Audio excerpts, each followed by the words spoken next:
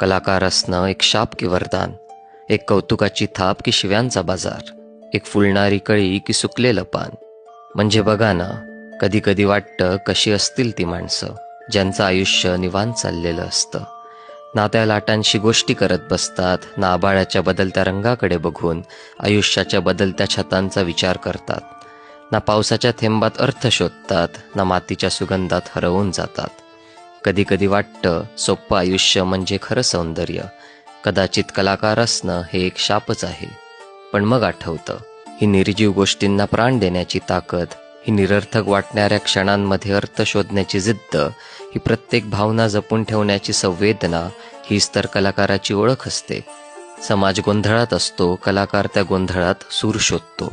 समाज धावतो, कलाकार थांबतो. समाज विसरतो, कलाकार लिहून ठेवतो. समाज नजरेआड करतो, कलाकार मात्र त्या नजरेआड गेलेल्या गोष्टींना उजेडात आणतो. समाजाला सुंदर, समाजाला हसवणं, समाजाला त्यांचं स्वतःचं प्रतिबिंब दाखवणं, ही जबाबदारी कलाकाराचीच असते.